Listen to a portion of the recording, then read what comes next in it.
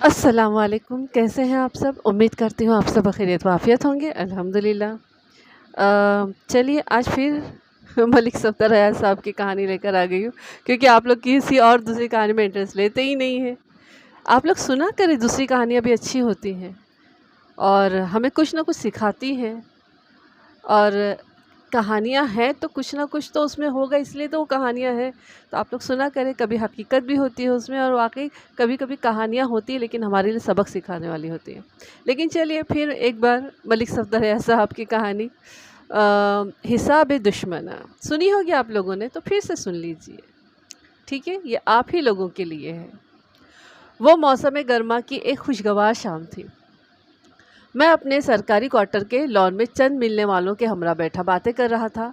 इतने में एक शख्स जिसने खीस की बुकल मार रखी थी अंदर आया, झुककर मुझे सलाम किया और एक खाली कुर्सी पर बैठ गया।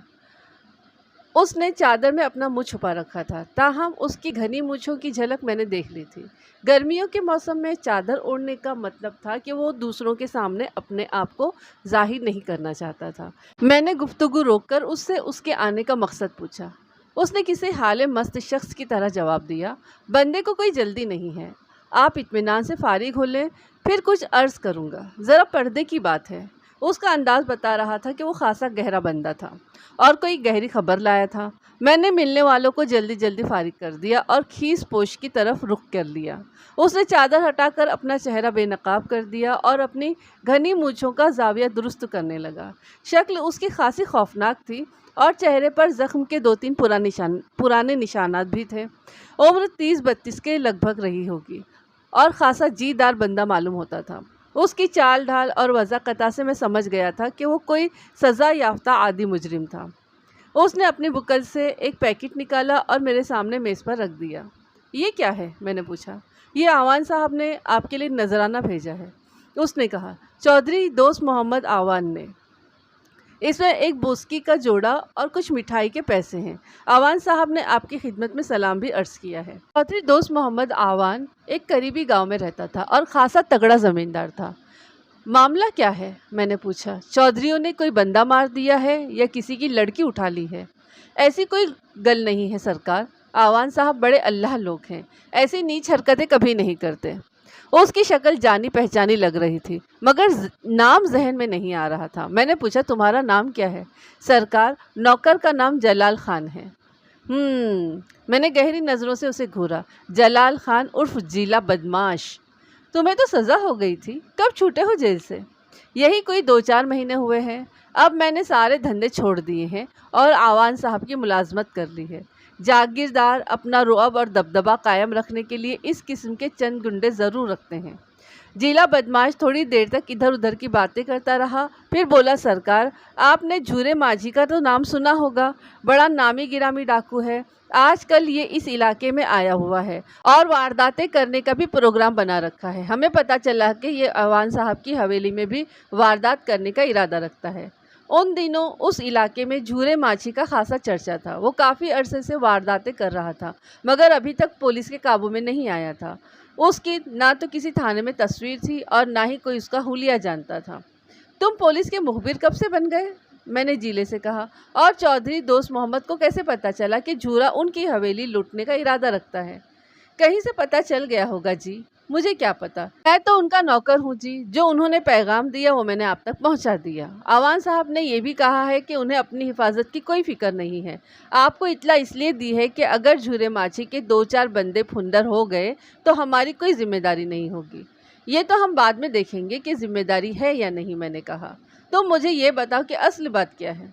सरकार, जो कुछ मुझे हुक्म मिला था वो मैंने अर्ज़ कर दिया, उसने उठते हुए कहा। वैसे लोगों का कहना है कि झूरा माझी चौधरी रुस्तम अली की हवेली में देखा गया था। चौधरी रुस्तम का नाम सुनकर मेरे कान खड़े हो गए। चंद साल पहले चौधरी रुस्तम अली के एक आदमी ने चौधरी दोस्त मोहम्मद के मज़ारे की नौजवान लड़की उठा ली थी और नौबत कत्ल व गारतगिरी तक पहुंच गई थी। लेकिन कुछ लोगों ने बीच में पड़कर मामला रफा दफा करवा दिया था और मुगैया को उसके घर पहुंचा दिया था, मगर दिलों की रंजिशें ख़त्म नहीं हुई थी। चौधरी दोस्त मोहम्मद के आदमी मौके की ताक में थे। जीले, जाने से पहले अपना ये नजराना तो उठा लो, मैंने तहकुमाना लहजे में कहा।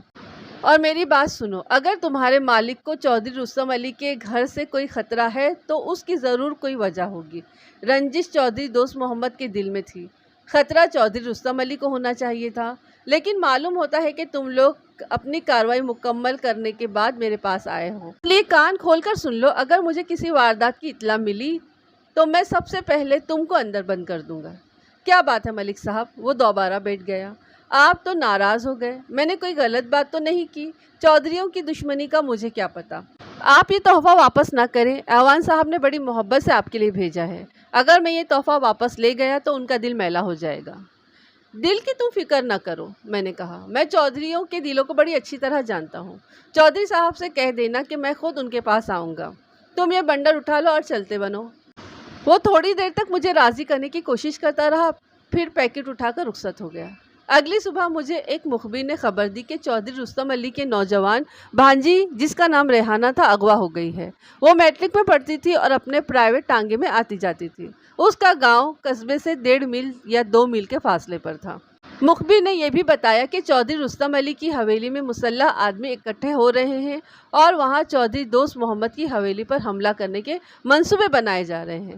دونوں چودھریوں کے گاؤں الگ الگ تھے۔ میں نے فوراً ایس پی علاقہ کو صورتحال کی اطلاع بھجوا دی۔ پھر نصف درجن آدمی ایک ASI کی نگرانی میں چودھری دوست محمد کے گاؤں روانہ کر دیے۔ خود میں 2 آدمیوں کے ہمراہ گھوڑے پر سوار ہو کر چودھری رستم علی کی حویلی جا پہنچا۔ چودھری رستم علی کا نوجوان بیٹا، جس کا نام شیر علی تھا، حویلی کے صدر دروازے پر ہمارے استقبال کے لیے موجود تھا۔ ہمارے گاؤں میں داخل ہونے سے پہلے ہی ہماری آمد کی خبر حویلی تک پہنچ چکی تھی۔ شیر علی نہایت گبرو جوان تھا، باکا، سجیلا اور خوش شکل۔ اس نے ہمارے گھوڑے ملازموں کے سپرد کر دیے اور ہمیں بیٹھک میں لے گیا۔ وہاں نصف درجن افراد موجود تھے جو سب کے سب چپ بیٹھے تھے۔ ان کے چہروں پر برہمی اور غضبناکی پائی جاتی تھی۔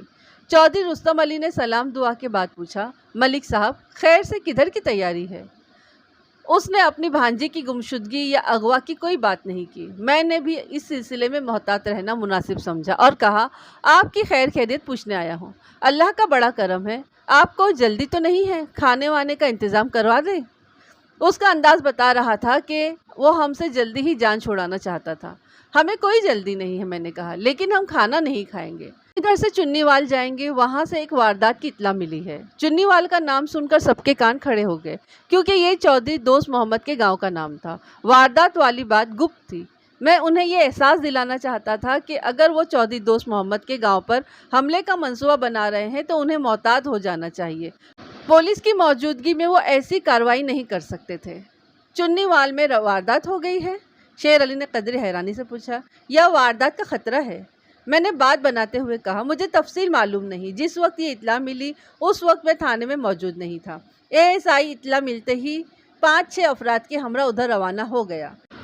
روز نامے میں اطلاع دینے والے کا نام جلال خان لکھا گیا ہے، غالباً بلوے کا کیس ہے۔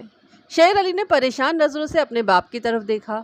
رستم علی کی حالت اس شیر کی سی ہو رہی تھی جس کے منہ سے اس کا شکار چھین لیا گیا ہو۔ واضح طور پر انہوں نے اپنے حریف سے انتقام لینے کی زبردست تیاری کر رکھی تھی۔ رستم علی نے ایک ملازم کو لسی لانے کے لیے کہا، پھر مجھے بازو سے پکڑ کر ایک طرف لے گیا اور مضطرب لہجے میں بولا، ملک صاحب، ہمارے ساتھ بجھارتیں نہ ڈالیں۔ ہمارے آپ کے ساتھ پرانے تعلقات ہیں اور انشاءاللہ ہمیشہ رہیں گے۔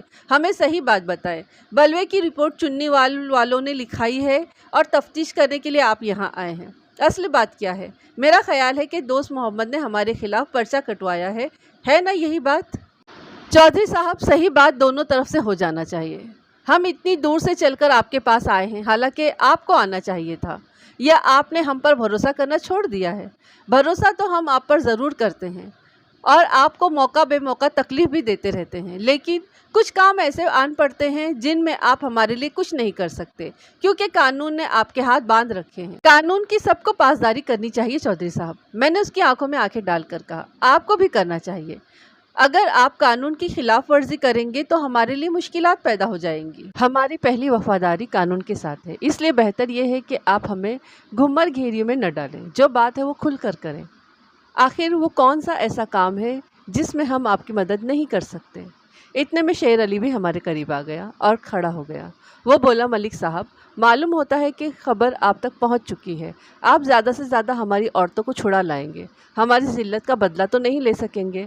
آپ کی کارروائی سے کیا ہوگا؟ 2-4 سال مقدمہ چلے گا اور آخر میں مجرم بری ہو جائیں گے۔ آپ کا قانون تو یہی کچھ کر سکتا ہے۔ ملک صاحب، ہمارے سینوں میں جو آگ جل رہی ہے وہ آپ کی کارروائیوں سے ٹھنڈی نہیں ہو سکتی۔ چودھری رستم علی نے کہا، ملک جی، فی الحال آپ اپنے آدمیوں کو واپس بلا لیں، ہمیں کل تک کی مہلت چاہیے، اس کے بعد ہم آپ کو 2-4 آدمیوں کی گرفتاری دے دیں گے، آپ کے قانون کا پیٹ بھی بھر جائے گا۔ مخبر نے مجھے بتایا کہ صرف ایک لڑکی جس کا نام ریحانہ تھا اغوا ہوئی تھی، لیکن شیر علی کی بات سے ظاہر ہو رہا تھا کہ اغوا ہونے والیوں کی تعداد 1 سے زیادہ تھی۔ مجھے صرف ایک لڑکی کی اغوا کی اطلاع ملی ہے، میں نے کہا۔ صحیح صورتحال کیا ہے؟ باپ بیٹے نے ایک دوسرے کی طرف دیکھا۔ شیر علی اس طرف چلا گیا جس طرف دوسرے لوگ بیٹھے تھے۔ اس کے جانے کے بعد چودھری رستم علی نے قدرے دھیمے آواز میں کہا، ایک میری بھانجی ریحانہ ہے اور دوسری میری بیوی صادقہ بیگم ہے۔ میری دوسری بیوی۔ وہ کھل کر کوئی بات بتانے پر تیار نہیں تھا۔ ایک بات جاننے کے لیے کئی سوالات کرنے پڑتے تھے۔ کچھ باتیں مجھے اسی وقت معلوم ہو گئی، کچھ بعد میں معلوم ہوئی، لہٰذا میں آپ کو سوال و جواب کے چکر میں ڈالنے کے بجائے خلاصہ بتا دیتا ہوں۔ ریحانہ کی عمر 16-17 سال کے قریب تھی۔ اس کا اسکول 8 بجے لگتا تھا اور وہ روزانہ 7:30 بجے گھر سے روانہ ہو جاتی تھی۔ دیہات کے خالص ماحول اور خالص غذاؤں نے اس کے جسم پر نمایاں اثر کیا تھا۔ وہ خوبصورت اور فروا اندام تھی اور اپنی عمر سے بڑی لگتی تھی۔ اس کا قد بھی دوسری لڑکیوں سے نکلتا ہوا تھا۔ اس روز چودھری رستم علی کی دوسری بیوی صادقہ بیگم بھی اس کے ساتھ تھی۔ قصبے میں اس کے کچھ دور کے رشتہ دار رہتے تھے اور وہ کئی روز سے ریحانہ کے ساتھ جانے کا پروگرام بنا رہی تھی۔ ریحانہ کی 2-2:30 بجے چھٹی ہو جاتی تھی۔ چودھری رستم نے اپنی بیوی کو تاکید کر دی تھی کہ وہ ریحانہ کے ساتھ ہی واپس آ جائے۔ ٹانگا گھر کا تھا اور ادھیڑ عمر کوچوان، جس کا نام صدر دین تھا، ایک قابل اعتماد شخص تھا۔ وہ چودھری رستم علی کا پرانا نمک خوار تھا۔ ٹانگے میں گاؤں کی کچھ دوسری لڑکیاں بھی اسکول جاتی تھیں۔ اس روز چونکہ ٹانگے نے صادقہ کو اس کے رشتہ داروں کے گھر سے اٹھانا تھا، اس لیے جو دوسری 2-3 لڑکیاں تھیں وہ ایک ٹانگے پر سوار ہو کر واپس چلی گئی تھیں۔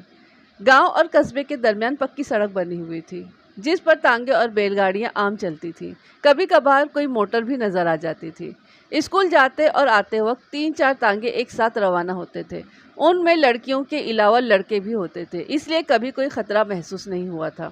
واپسی میں صادقہ بیگم کو اپنے رشتہ داروں کے گھر سے نکلتے نکلتے دیر ہو گئی۔ دوسرے ٹانگے اس اثنا میں گاؤں پہنچ چکے تھے۔ ریحانہ اور صادقہ بیگم کا ٹانگا تقریباً 4 بجے بغیر سواری کی حویلی پہنچا۔ کوچوان زخمی اور نیم بے ہوش پڑا تھا۔ گھوڑا خود ہی ٹانگے کو لے کر وہاں پہنچا تھا۔ صدر دین نے ہوش میں آنے کے بعد بتایا کہ 3 ڈاکوؤں نے جو گھوڑوں پر سوار تھے ٹانگا زبردستی رکوایا، اسے بری طرح زد و کوب کیا اور دونوں عورتوں کو گھوڑے پر ڈال کر لے گئے۔ ڈاکوؤں نے دھاٹے باندھ رکھے تھے۔ میں نے چودھری رستم علی سے پوچھا، آپ کے پاس اس بات کا کیا ثبوت ہے کہ اغوا میں دوست محمد کا ہاتھ ہے؟ ملک صاحب، اتنی جرات اور کوئی نہیں کر سکتا۔ چودھری رستم علی کی عزت پر ہاتھ ڈالنا آسان کام نہیں ہے۔ یہ حرکت دوست محمد کے اشارے پر کی گئی ہے۔ اگر کوئی کمین کمی یہ حرکت کرتا تو ہم اس کو زن بچہ سمیت اس کے گھر میں بند کر کے اوپر سے مٹی کا تیل چھڑکتے اور آگ لگا کر اندر ہی بھون ڈالتے۔ یہ جاگیردارانہ ذہنیت کی بات تھی۔ یہ لوگ جن کو اللہ تعالیٰ نے مال و دولت سے نوازا ہے صرف بدلے پر مطمئن نہیں ہوتے۔ ان کی سوچ یہ ہے کہ ایک کمزور اور غریب آدمی نے ان پر ہاتھ ڈالنے کی جرات کیسے کی۔ یہ لوگ آنکھ کے بدلے آنکھ کے قائل نہیں ہیں۔ اگر کوئی بے حیثیت آدمی ان کا ایک آدمی مار ڈالے تو یہ اس کے پورے کنبے کو ختم کر ڈالتے ہیں، عورتوں اور معصوم بچوں کو بھی نہیں چھوڑتے۔ پھر بھی ان کے سینوں میں بھڑکنے والی آتش انتقام پوری طرح سرد نہیں ہوتی۔ ان جاگیرداروں کی تاریخ ایسے واقعات سے بھری پڑی ہے۔ چند سال قبل ملتان کے علاقے میں رونما ہونے والا ایک ایسا ہی واقعہ منظر عام پر آیا تھا، جس میں چند وحشی جاگیرداروں نے اپنے مخالفین کے بے گناہ عورتوں کو برہنہ کر کے سڑکوں پر دوڑایا تھا۔ اس وقت بھی میرے سامنے ایسا ہی انتقامی مزاج رکھنے والا ایک جاگیردار کھڑا تھا۔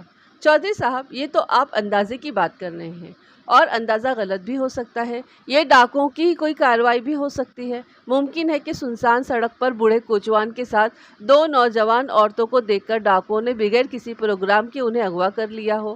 آپ مجھے ایک بات بتائیں، آپ کا تانگا پہلی مرتبہ 1 گھنٹہ لیٹ ہوا تھا، یہ بات چودھری دوست محمد یا اس کے آدمیوں کو کیسے معلوم ہوئی ہوگی؟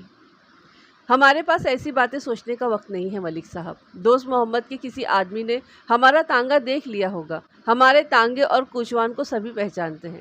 چلیں، میں آپ کی یہ بات مان لیتا ہوں کہ دوست محمد کے کسی آدمی نے آپ کا تانگا پہچان لیا ہوگا اور اس نے چنی وال اطلاع بھجوا دی ہوگی۔ اس کے باوجود اتنے تھوڑے وقت میں اغوا کی منصوبہ بندی کرنا بہت مشکل ہے۔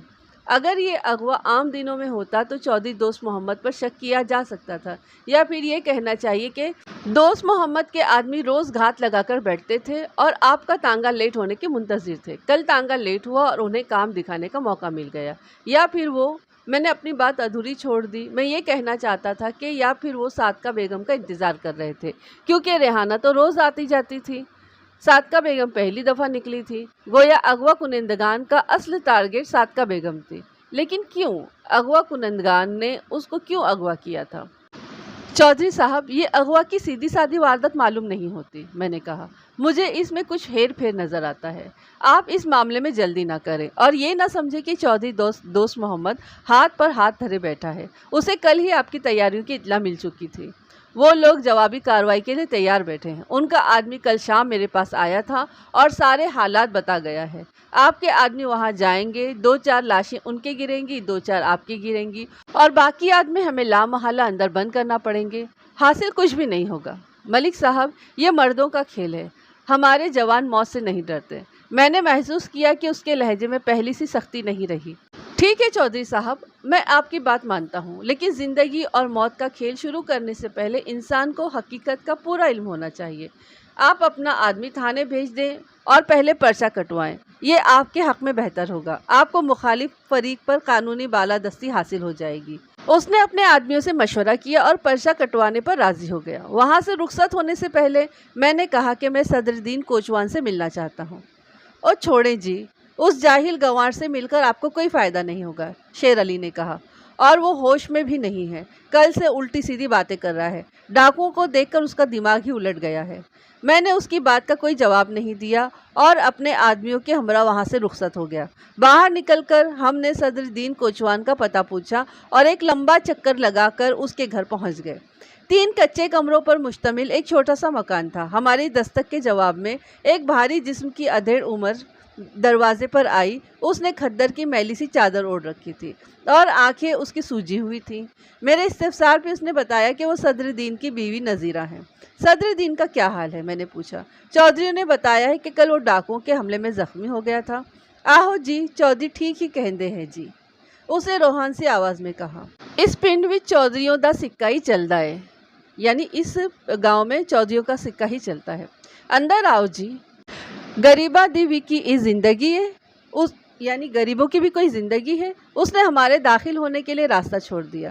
صدر دین چارپائی پر پڑا دھیمی آوازوں میں ہائے ہائے کر رہا تھا۔ اس کا چہرہ سوجا ہوا تھا، ایک آنکھ پھول کر کپا ہو رہی تھی، اس کے جسم پر پٹی بندھی ہوئی تھی۔ اندازہ ہوتا تھا کہ اسے طبی امداد فراہم نہیں کی گئی تھی۔ کمرے میں ایک سفید پوش بارش بوڑھا بیٹا حقہ پی رہا تھا۔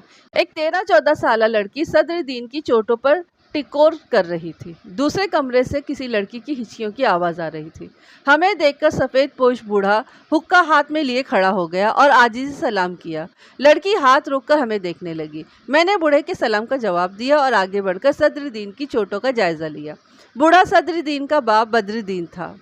میں نے اس سے پوچھا کہ چودھریوں نے اس کے بیٹے کی مرہم پٹی کیوں نہیں کروائی؟ اس کی آنکھوں میں آنسو آ گئے۔ بولا، کوئی بات نہیں جی، معمولی چوٹی ہیں، خود ہی ٹھیک ہو جائیں گی۔ بابا جی، یہ معمولی چوٹیں ہیں؟ میں نے حیرانی سے پوچھا۔ یہ تو چاروں طرف سے سوجا پڑا ہے، اسے تو اسی وقت ہسپتال بھجوا دینا چاہیے تھا۔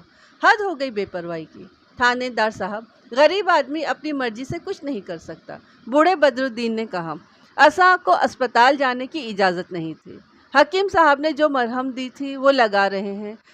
رب سونے دا حکم ہویا تے بندہ چنگا ہو جاوے گا، یعنی اللہ کا حکم ہوگا تو یہ بندہ اچھا ہو جائے گا۔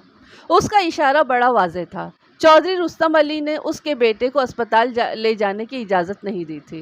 गालिबन वो नहीं चाहते थे कि बात पुलिस तक पहुंचे। ऐसी सूरत में उन्हें अपने तौर पर तिब्बी इमदाद का इंतज़ाम करना चाहिए था, क्योंकि सदर दीन उनका मुलाजिम था। नज़ीरा बीवी मेरे लिए एक मोड़ा उठा लाई और अपनी बेटी से बोली, सकीना, थानेदार होरानू पंखा झल। मैं मोड़े पर बैठ गया और सदरुद्दीन से पूछा, सदरुद्दीन, क्या बात हुई थी? तुमने किसी को पहचाना नहीं? ना जी, मैंने किसी को नहीं पहचाना, उसने कमज़ोर आवाज़ में जवाब दिया। उन्होंने ढाटे बांध रखे थे और अचानक ही झाड़ियों से निकलकर सड़क पर आ गए थे।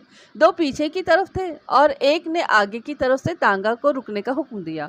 जनाब, मैंने तांगा दौड़ाने की बहुत कोशिश की, मगर मेरी कोई पेश नहीं चली। दोनों बीवियां पीछे बैठी हुई थीं। उन्होंने चीखना शुरू कर दिया। घोड़ा भी दूसरे घोड़ों को देखकर घबरा गया था।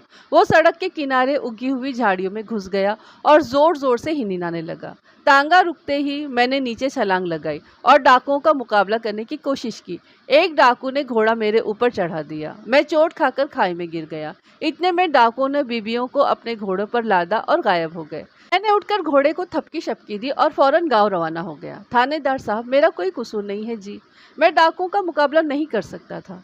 मैंने हैरत से उसकी बात सुनी। उसके चेहरे और जिस्म पर जो चोटें नजर आ रही थी, वो एक दफ़ा घोड़ा चढ़ाने से नहीं आ सकती थी। नेज़ चेहरे पर जो चोटें नजर आ रही थी, वो किसी कुंद आले की चोटें मालूम होती थी। उसने पूरी बात नहीं बताई थी। सदरुद्दीन, डाकुओं के पास तुमने कोई हथियार वगैरह भी देखे थे? मैंने पूछा।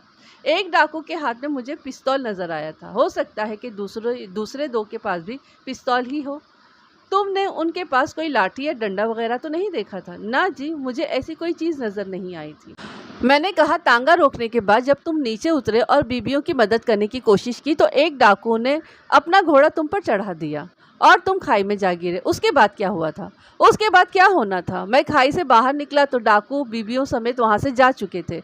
सदरुद्दीन, ये तुम्हारे चेहरे पर जो चोटें हैं वो कैसे आई हैं? वो कुछ देर छत को घूरता रहा, फिर बोला, जनाब, ये चोटें भी किस्मत में लिखी थी। कबल इसके मैं अगला सवाल करता, उसका बूढ़ा बाप बोला, थानेदार साहब, जब नौकर अपने मालिक की अमानत की हिफाजत नहीं कर सकता तो उसे चोटें तो खानी ही पड़ती हैं। मैं पहले ही समझ गया था। मैंने कहा, इसे चौधरियों ने मारा है।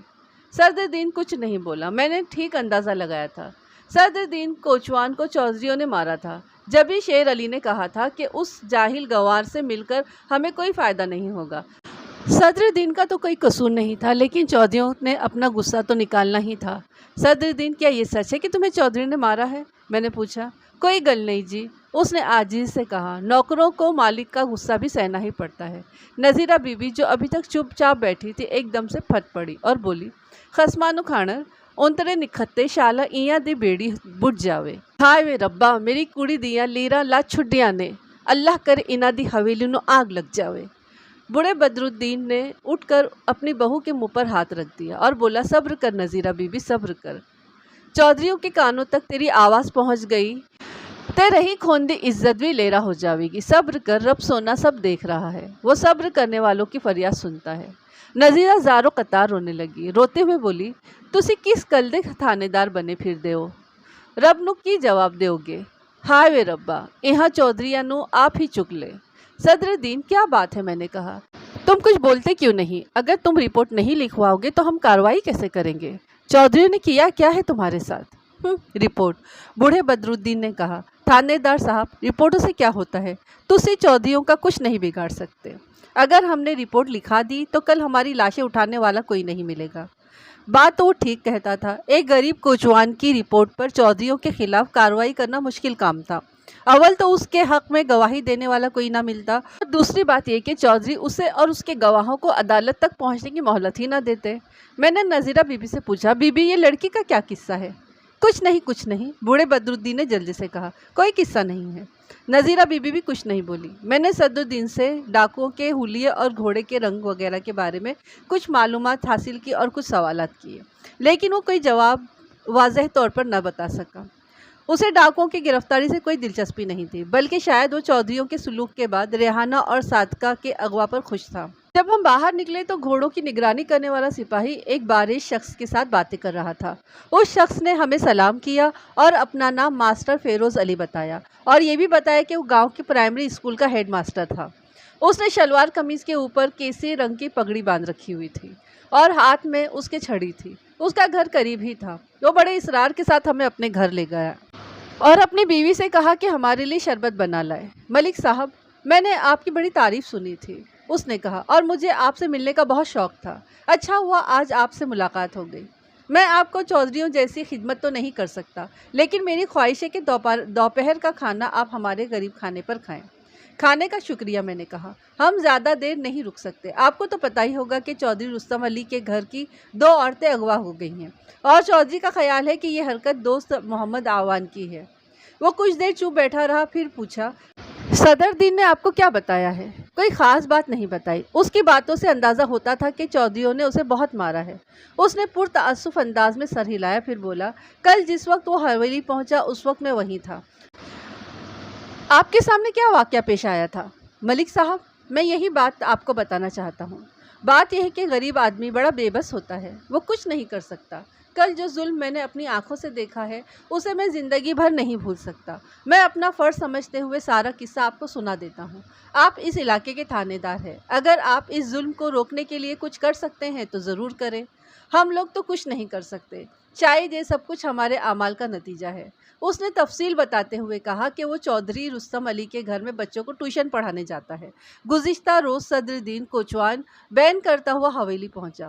چودھری رستم علی، اس کے دونوں بیٹے اور دیگر افراد خانہ شور کی آواز سن کر صدر دروازے کی طرف بھاگے۔ ماسٹر فیروز علی اس وقت بیٹھک میں بچوں کو پڑھا رہا تھا، وہ بھی صدر دروازے پر پہنچ گیا۔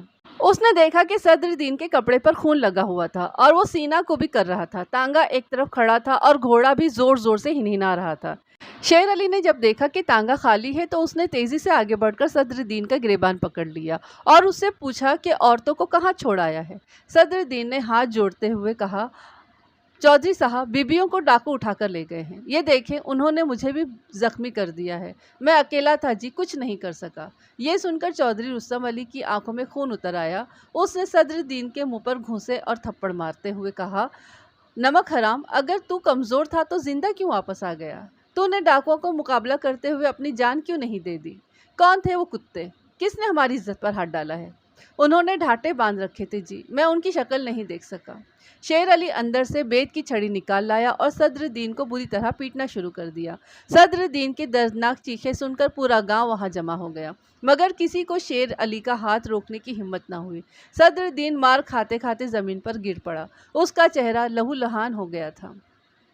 کچھ دیر بعد 4 آدمی صدر دین کو چارپائی پر ڈال کر اس کے گھر چھوڑ آئے، لیکن چودھریوں کے انتقام کی آگ ابھی سرد نہیں ہوئی تھی۔ رات کے 10 ساڑھے 10 بجے چودھری رستم علی کا چھوٹا بیٹا امیر علی 2 آدمیوں کے ہمراہ صدر دین کے گھر پہنچا اور اس کی بیٹی شریفہ کو اٹھا کر لے گیا۔ اگلی صبح جب شریفہ گھر پہنچی تو اس کا سب کچھ اجڑ چکا تھا۔ ماسٹر فیروز علی نے جب بات ختم کی تو اس کی آنکھوں سے آنسو بہہ رہے تھے۔ مجھے یاد آیا کہ صدر دین کے گھر کے اندرونی حصے سے کسی لڑکی کی ہچکیوں اور سسکیوں کی آوازیں آ رہی تھی۔ میں یہی سمجھا تھا کہ وہ لڑکی اپنے باپ کی حالت پر آنسو بہا رہی تھی، حالانکہ نذیرہ بی بی نے اپنی بیٹی کا ذکر بھی کیا تھا۔ مجھے کیا معلوم تھا کہ وہ لڑکی اپنی بربادی پر نوحہ کنا تھی۔ ملک صاحب، ہمیں کچھ کرنا چاہیے، میرے ایک ساتھی نے کہا۔ یہ قابل دست اندازی پولیس کیس ہے۔ ہاں ہے تو صحیح، میں نے کہا، لیکن تم دیکھ چکے ہو کہ صدر دین یا اس کا باپ مدعی بننے کے لیے تیار نہیں ہے، اور میرا خیال ہے کہ ہمیں کوئی گواہ بھی نہیں ملے گا۔ کیوں جی ماسٹر صاحب، اب گواہی دیں گے؟ ماسٹر فیروز علی تأمل کرتے ہوئے بولا، میں گواہی دینے کے لیے تیار ہوں، لیکن آپ کو میری حفاظت کی ضمانت دینا ہوگی۔ وہ جانتا تھا کہ میں اس کی حفاظت کی ضمانت نہیں دے سکتا تھا، لہٰذا وہ گواہی نہیں دے سکتا تھا۔ صدر دین کے حالات سن کر میرا دل بہت دکھی ہو گیا تھا۔ میرا جی چاہتا تھا کہ رستم علی کے دونوں بیٹوں کو گرفتار کر لوں اور تھانے لے جا کر بند کر دوں، لیکن میں جانتا تھا اس سے کچھ حاصل نہ ہوگا، بلکہ اس سے صدر دین کے لیے مزید مشکلات پیدا ہوں گی۔ بہرحال میں نے اتنا ضرور کیا کہ صدر دین اور اس کی بیٹی شریفہ کو اپنی نگرانی میں اسپتال پہنچا دیا۔ گاؤں سے رخصت ہونے سے پہلے ہم کچھ اور لوگوں سے بھی ملے اور جھورے ماچھی کے بارے میں سنگن لینے کی کوشش کی، مگر کوئی کامیابی حاصل نہیں ہوئی، کیونکہ جیسا کہ میں آپ کو بتا چکا ہوں کہ ہمیں اس کی شکل و صورت یا حلیے کا کوئی علم نہیں تھا۔ چودھری رستم علی اپنی وسیع حویلی میں 20 آدمی چھپا سکتا تھا۔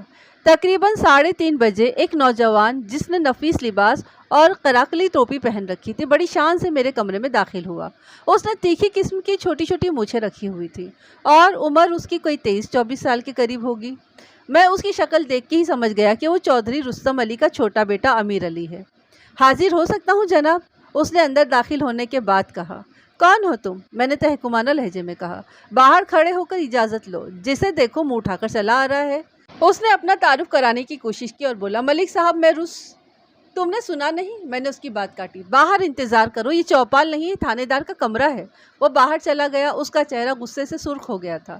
اس کو باہر نکالنے کے بعد میں نے حوالدار کو اپنے کمرے میں بلایا اور اونچی آواز میں کہا، حوالدار ذرا خیال رکھنا، چودھری رستم علی کی حویلی سے اگر کوئی آدمی آئے تو اسے فوراً میرے پاس بھیج دینا۔ میں نے یہ بات امیر علی کو سنانے کے لیے کہی تھی۔ میں نہیں چاہتا تھا کہ وہ غصے میں واپس چلا جائے۔ حوالدار باہر گیا اور لمحہ بھر کے بعد امیر علی کو ساتھ لے کر اندر آ گیا۔ اس کو تو میں نے ابھی باہر بھیجا تھا۔ میں نے حوالدار کو ڈانٹا، تم پھر اسے اندر لے آئے؟ یہ رستم چودھری کا بیٹا ہے امیر علی۔ حوالدار نے کہا، اچھا، میں نے کہا، تم نے بتایا کیوں نہیں کہ تم چودھری رستم علی کے بیٹے ہو؟ بیٹھو۔ ملک صاحب آپ نے مجھے تو بولنے کا موقع ہی نہیں دیا، اس نے کہا۔ میں تو واپس جانے لگا تھا۔ میں نے حوالدار سے کہا، روز نامچہ وغیرہ لے آؤ، امیر علی اغوا کی رپورٹ لکھوانے آیا ہے۔ ملک صاحب صبح آپ ہمارے گاؤں آئے تھے، میری آپ سے ملاقات نہیں ہو سکی تھی، مگر بہت افسوس ہوا۔ اس نے میرے بولنے کا انتظار کیا، پھر سلسلہ کلام جاری رکھتے ہوئے بولا، ہمیں پتہ چلا ہے کہ آپ نے صدر دین کو یہاں اسپتال میں داخل کرا دیا ہے۔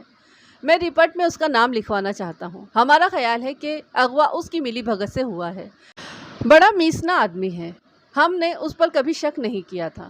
برخوردار کوئی عقل کی بات کرو، میں نے کہا۔ صدر دین تمہارا ملازم ہے، تمہاری حویلی کا آدمی ہے۔ اگر میں نے اس کا نام رپورٹ میں لکھ دیا تو یہ بات تمہارے خلاف ہی جائے گی۔ چودھری دوست محمد کو یہ کہنے کا موقع مل جائے گا کہ واردات حویلی کے ملازموں نے کی ہے۔ اسے تمہارے ہی آدمیوں کو تمہارے خلاف کرنے کا اور ایک موقع مل جائے گا۔ اپنے ملازموں کو ہمیشہ خوش رکھنا چاہیے۔ جیسے آپ کی مرضی، اس نے کہا۔ ویسے سچ پوچھے تو ہمیں صدر دین پر بہت غصہ ہے۔ سچ کہتے ہو، میں نے کہا۔ غریب آدمی پر تو سب کو ہی غصہ آتا ہے۔ حوالدار رجسٹر لے کر میرے کمرے میں پہنچ گیا اور رپورٹ درج کرنے لگا۔ امیر علی سے سوال و جواب کے دوران پتہ چلا کہ صادقہ بیگم اپنے والدین سے ملنے قصبے آئی تھی۔ میں نے اس کے باپ کا نام اور پتہ ڈائری میں نوٹ کر لیا۔ اس کا نام مظہر حسین تھا اور وہ منیاری کی دکان کرتا تھا۔ میرے ذہن میں فوراً یہ سوال پیدا ہوا کہ ایک منیاری فروش کے بیٹے کا اتنے بڑے جاگیردار سے رشتہ کیسے جڑ گیا؟ امیر علی کو فارغ کرنے کے بعد میں نے کچھ ضروری کام نمٹائے اور پتہ پوچھتا ہوا مظہر حسین کے گھر پہنچ گیا۔ میں نے اپنے ساتھ کسی کو نہیں لیا تھا۔ دروازہ ایک بوڑھی عورت نے کھولا۔ اس کا چہرہ بتا رہا تھا کہ وہ خاصی پریشان ہے۔ میں نے اسے سلام کیا اور کہا کہ میں صادقہ بیگم کی کسی رشتہ دار سے ملنا چاہتا ہوں۔ عورت نے بتایا کہ وہ صادقہ بیگم کی ماں ہے۔ بعد میں اس نے اپنا نام فاطمہ بی بی بتایا۔ میری درخواست پر وہ مجھے ایک سادہ سی بیٹھک میں لے گئی، تاہم وہ اپنی بیٹی کے بارے میں بات کرتے ہوئے ہچکچا رہی تھی۔ کمرے میں 2 افراد اور آ گئے، ایک اس کی بہو اور دوسرا اس کا بیٹا۔ بیٹے کا نام غالباً شبیر حسین تھا۔ ماں جی، ہمیں اطلاع ملی ہے کہ آپ کی بیٹی صادقہ بیگم کو کل ڈاکوں نے اغوا کر لیا ہے۔ اس کے ہمراہ چودھری رستم علی کی بھانجی ریحانہ بھی تھی۔ آپ کی بیٹی کل آپ سے ملنے آئی تھی۔ غالباً 3 ساڑھے 3 بجے ریحانہ کے ہمراہ ٹانگے میں واپس روانہ ہوئی تھی۔ تھوڑی دیر پہلے امیر علی اغوا کی رپورٹ لکھوا کر گیا ہے۔ اچھا؟ فاطمہ بی بی نے حیرانی سے کہا۔ وہ تو کہتے تھے کہ پولیس کو اس معاملے کی خبر نہیں ہونا چاہیے۔ کمال ہے، شبیر حسین نے کہا۔ آج صبح چودھری کا آدمی ہمیں تاکید کر گیا تھا کہ یہ بات باہر نہ نکلے، اب انہوں نے خود ہی رپورٹ بھی درج کروا دی۔ ان لوگوں کا کوئی دین ایمان ہی نہیں ہے۔ اس کی باتوں سے ظاہر ہوتا تھا کہ وہ اپنی بہن کے سسرال والوں کو پسند نہیں کرتا تھا۔ میں نے فاطمہ بی بی سے کہا، ماں جی، کل آپ کی بیٹی 6-7 گھنٹے آپ کے پاس رہی تھی۔ آپ نے اس کی روانگی کے وقت کوئی خاص بات محسوس کی یا کوئی مشکوک آدمی یا کسی مشکوک آدمی کو تانگے کے آس پاس تو نہیں دیکھا تھا؟ میں نے تو ایسی کوئی بات نہیں دیکھی تھی، فاطمہ بی بی نے جواب دیا۔ صادقہ نے دوپہر کا کھانا ہمارے ساتھ کھایا تھا اور وہ ٹھیک ٹھاک تھی۔ اس نے 2 بجے ہی تانگے کا انتظار کرنا شروع کر دیا تھا۔ ریحانہ تانگے سے اتر کر اندر آئی تھی اور کھڑے کھڑے واپس چلی گئی تھی۔ میں نے اسے بیٹھنے کے لیے بہت کہا تھا، مگر وہ کہنے لگی دیر ہو جائے گی۔ صادقہ تو پہلے ہی تیار بیٹھی تھی۔ دونوں جا کر تانگے میں بیٹھ گئی اور تانگا روانہ ہو گیا۔ میں نے محسوس کیا کہ فاطمہ بی بی کی بہو کچھ کہنا چاہ رہی تھی، لیکن شاید وہ اپنی ساس کی موجودگی میں جھجک رہی تھی۔ میں نے اس سے مخاطب ہو کر پوچھا، بی بی، صادقہ خریداری وغیرہ کرنے بھی گئی تھی؟ نہیں جی، اس نے جواب دیا۔ میں نے اسے کہا بھی تھا کہ خریداری کرنے چلتے ہیں، مگر وہ راضی نہیں ہوئی، بہت چپ تھی۔ اس نے کھانا بھی ٹھیک سے نہیں کھایا۔ ماں جی برا نہ مانے تو ایک بات پوچھوں؟ میں نے فاطمہ بی بی سے پوچھا۔ آپ نے چودھریوں کے ساتھ کیسے رشتہ جوڑ لیا؟ اس نے افسردگی سے جواب دیا، بس جی ہونے والی بات تو ہو کر ہی رہتی ہے، ہم نے کیا رشتہ جوڑنا تھا۔ تھوڑی دیر بعد شبیر حسین اٹھ کر اندر چلا گیا۔ میں دونوں عورتوں سے باتیں کرتا رہا۔ چند لمحوں کے بعد اندر سے کسی بچے کے رونے کی آواز سنائی دی۔ یہ آواز سن کر فاطمہ بی بی بھی اندر چلی گئی۔ اس اثنا میں بھی رخصت ہونے کے لیے اٹھ کھڑا ہوا تھا۔ تھانے دار صاحب، میں آپ کو ایک بات بتانا چاہتی ہوں، فاطمہ بی بی کی بہو نے رازدارانہ لہجے میں کہا۔ میرا خیال ہے کہ صادقہ کی اپنے آدمی سے انبن ہو گئی تھی، کل وہ کچھ پریشان سی تھی۔ کیا اس نے تمہیں ایسی کوئی بات بتائی تھی؟ میں نے پوچھا۔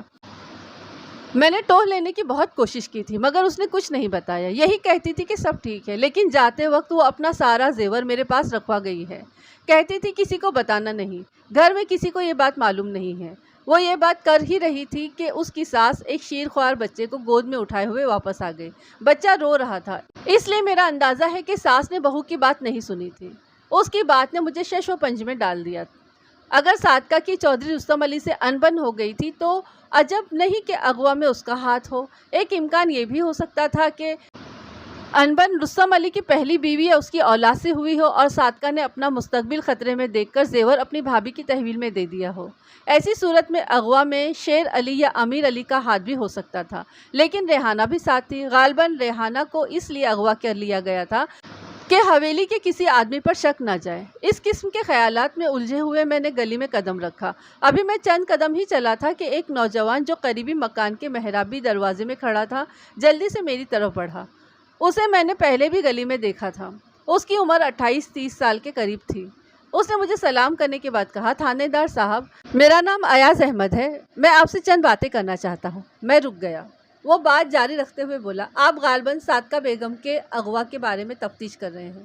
میں آپ کو بتانا چاہتا ہوں کہ اس اغوا میں چودھری رستم کی اولاد کا ہاتھ ہے۔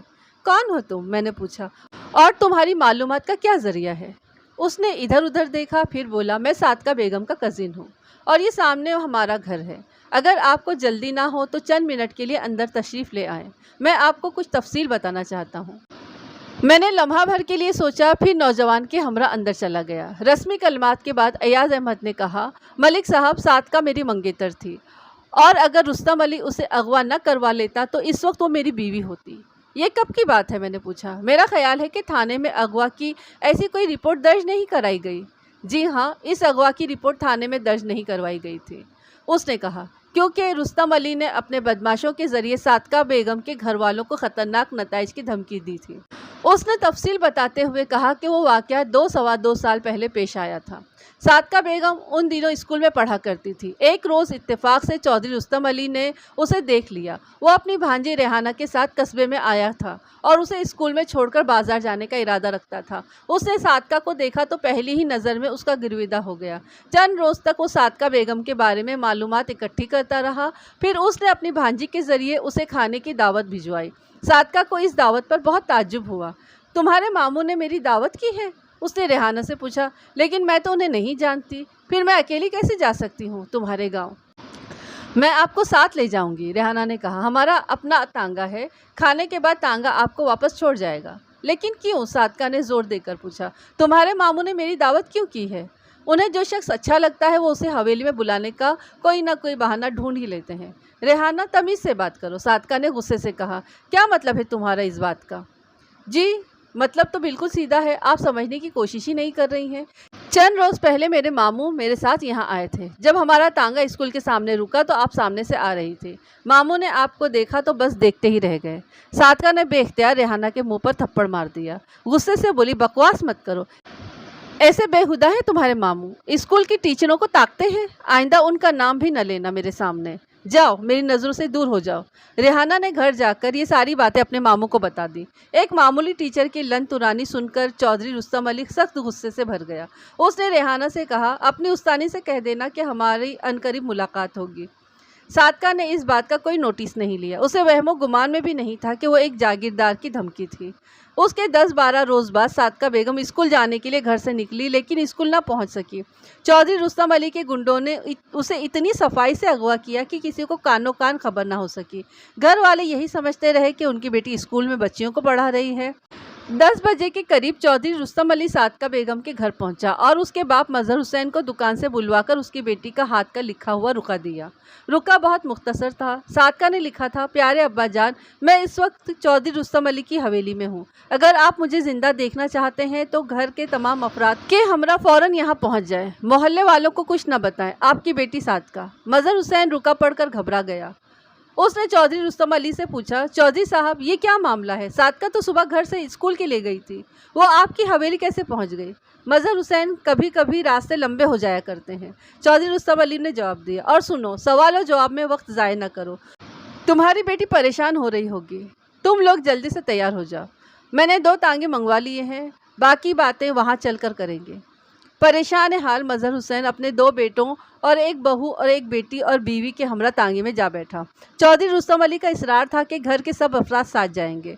तीनों तांगे हवेली की बजाय गांव के एक पुख्ता मकान के सामने पहुंचकर रुक गए। मकान के बाहर निस्फ दर्जन मुसल्लह अफराद मौजूद थे। कुछ आदमी बैठक में इंतजार कर रहे थे। उनमें एक मौलवी साहब भी थे। चौधरी रुस्तम अली मजहर हुसैन और उसकी बीवी फातिमा बीबी को अलग कमरे में ले गया और उन्हें बताया कि वो उनकी बेटी से शादी करना चाहता है। अगर वो खुशी से इजाज़त दे देंगे तो उनकी इज्जत महफूज रहेगी। चौधरी साहब, मैं इज्जतदार आदमी हूँ। बूढ़े मजहर हुसैन ने कहा, मेरी बेटी का और आपका कोई जोड़ नहीं है। आप ये जुल्म ना करें और सादका को हमारे साथ जाने दें। आपकी बड़ी मेहरबानी होगी। मजहर हुसैन, मैंने तुम्हारी इज्जत बचाने के लिए ही तुम्हें यहाँ बुलाया है। चौधरी रुस्तम अली ने निखवत से कहा, सादका ने मेरी भांजी के मुंह पर थप्पड़ मारा था और मुझे गालियां दी थी। अब वो यहाँ से वापस नहीं जाएगी। तुम शादी पर राजी हो या ना हो, तुम्हारी बेटी यहीं रहेगी। उसकी शादी कर दोगे तो इज्जत से रहेगी, नहीं तो जिल्लत से रहेगी। सादका 7 वाले कमरे में है, उसके पास चले जाओ और मशवरा कर लो। उसने 7 वाले कमरे का दरवाज़ा खोल दिया और ख़ुद बाहर चला गया। कमरे में सादका बेगम के अलावा 2 औरतें और भी थीं। सादका का दहशत से बुरा हाल था। उसने अपने माँ बाप को देखा तो फूट फूट कर रोने लगी।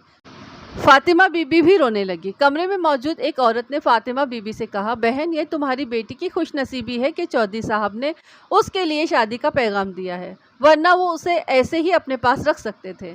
ऐसे किस्से यहाँ बहुत होते रहते हैं। ऐसी लड़कियां या तो कुछ खाकर हमेशा की नींद सो जाती हैं या फिर उस बाज़ार में पहुंचा दी जाती हैं जहां से वो कभी वापस नहीं आ सकती। चुपचाप हाँ कर दो, इज्जत बनी रहेगी। मियाँ बीवी को बेटी की इज्जत बचाने का कोई रास्ता सुझाई नहीं देता था। 1 घंटे तक सोच विचार करने के बाद उन्होंने हाँ कर दी और सादका बेगम आहों और हिचकियों के दरमियान चौधरी रुस्तम अली की बीवी बन गई। जनाब, ये है सादका बेगम की शादी का अलमिया। अयाज अहमद ने बात ख़त्म करने के बाद कहा, अब कुछ अरसे से रुस्तम अली की पहली बीवी और उसके बच्चों ने सादका का नाक में दम कर रखा था। मेरा ख्याल है कि ये अगवा का ड्रामा उन्होंने ही रचाया है। मुझे डर है कि कहीं उन्होंने सादका को कत्ल न कर दिया हो। मैंने उसे तसल्ली देते हुए कहा, हम तुम्हारी फराहम करदा मालूमात की रोशनी में तफ्तीश को आगे बढ़ाएंगे और मुजरिमों का सुराग लगाने की पूरी कोशिश करेंगे। जब मैं थाने पहुंचा तो चौधरी दोस्त मोहम्मद को अपना मुंतज़िर पाया। रस्मी कलमात के बाद उसने कहा, मलिक साहब, बड़े अफसोस की बात है, आपने मेरा भेजा हुआ तोहफ़ा वापस कर दिया। मैंने किसी गलत नीयत से वो तोहफ़ा नहीं भेजा था। चौधरी साहब, आपकी नीयत का तो मुझे कुछ पता नहीं, मगर जिसके हाथ आपने तोहफ़ा भेजा था वो बड़ा गलत आदमी था। वो कानून अपने हाथ में लेने की बात कर रहा था। बहरहाल, आप इस बात को छोड़ें। ये अगवा का क्या किस्सा है? चौधरी रुस्तम अली ने आपके खिलाफ पर्चा कटवाया है कि आपने उसकी भांजी और बीवी को अगवा करवा दिया है। क्या? उसकी हैरानी बहुत असली थी। उस बुढ़े खून की बीवी को किसी ने अगवा करके क्या करना है? हम तो सिर्फ उसकी भांजी की अगवा की खबर सुनी थी।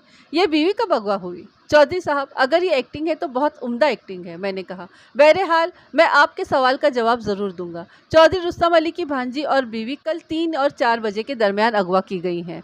दोनों टांगे में एक गांव जा रही थी और रास्ते में 3 डाकुओं ने, जिन्होंने ढाटे बांध रखे थे, उन्हें अगवा कर लिया।